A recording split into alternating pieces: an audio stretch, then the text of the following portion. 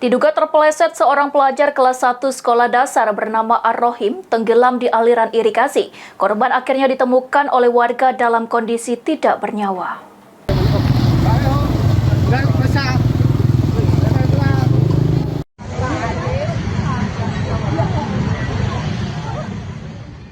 Warga Desa Serikaton, Kecamatan Buai Madang Timur, Kabupaten Ogan Komering Ulu Timur, mendadak gempar setelah mendapat kabar tentang adanya seorang pelajar yang tenggelam di aliran irigasi. Puluhan warga pun berbondong-bondong melakukan upaya pencarian dengan menyelam dan melakukan penyisiran di sekitar lokasi korban tenggelam.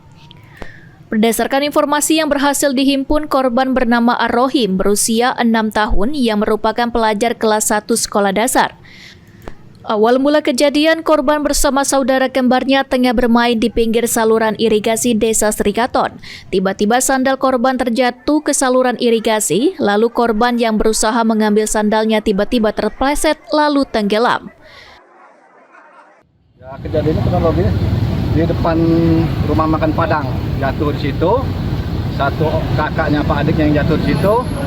Nah, adiknya laporan ke masyarakat bahwa kakaknya meninggal hilang di sungai.